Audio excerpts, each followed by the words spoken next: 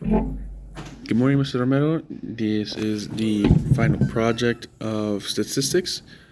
Fortunately, yeah, yeah, I am glad for this opportunity that you've given me to make up the grade and pass your class. Again, I really do appreciate it. So, mine is the socioeconomic status affect SAT scores.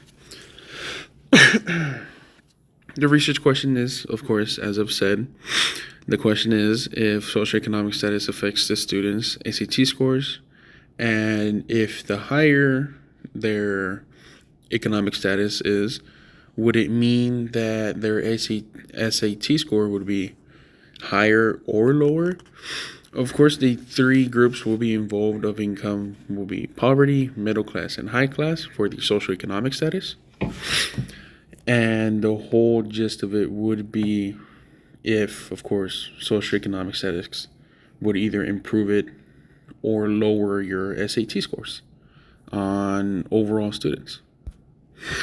The hypothesis conclusion that we came out would be higher socioeconomic status does not affect SAT score positively or negatively. It looks like it doesn't matter according to the data.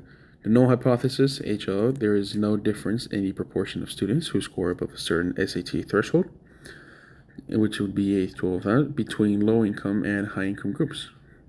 The alternative hypothesis would be there is a difference in the proportion of students who score above the threshold between the two income groups.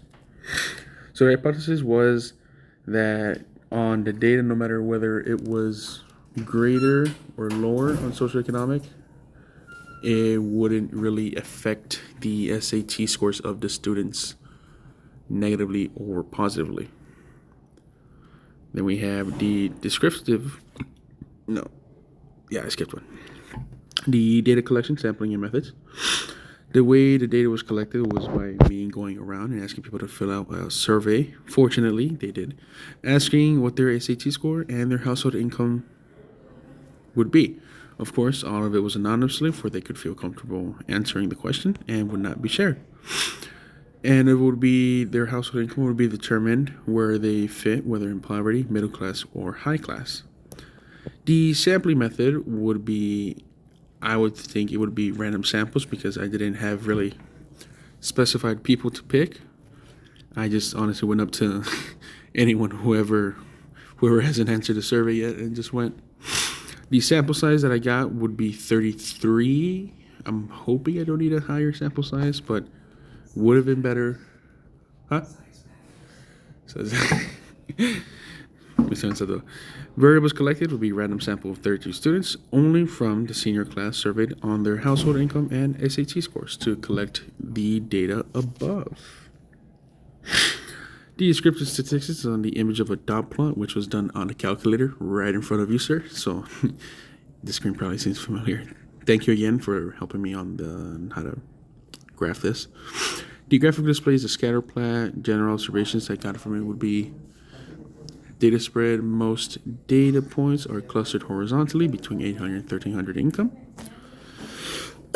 SAT scores, vertical values are mostly below 1500 with a few high outliers above 300,000, which I was incredibly surprised. Goddamn.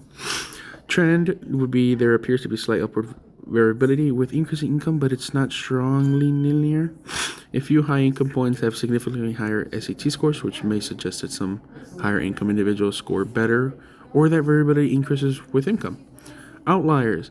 A few points in the top right corner are much higher than the rest. Income would be a lot higher than 1300. SAT scores would be higher than 300,000, which could affect average calculations or regressions, which would be the one person making a household income of almost $500,000, which was incredibly insane. Do I know who?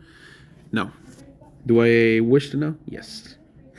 Summary conclusion would be no significant effect on SAT scores, surprisingly. The scatter plot shows that students from both low or high income backgrounds have a wide range of SAT scores. There isn't a clear pattern that higher income leads to better scores. Some low income students scored high and some high income students scored low. This suggests that socioeconomic status does not strongly affect SAT performance, and other factors like effort and support may be more important in it. Where some people would say or stereotype that poorer people would be focusing more in school because they would think that education would get them out of their poverty and lead them into the high class, which is normally what does happen with education. And the people in high class would be too spoiled and wouldn't care about school, so they would score low scores. But in the data above, it did show that they still scored about the same whether they were high income or low income. Reflections, some limitations in the report could be too small of a sample size or some biased data on some people lying on the report, the $500,000. But the main limitation would be sample size, I think, or that we have not taken account of personal struggles in their life or sleep patterns, or if they have extracurriculars. All this could be further inspected and looked at in future research reports about this topic. And I appreciate you again for the opportunity. I said, no. And you have a wonderful day.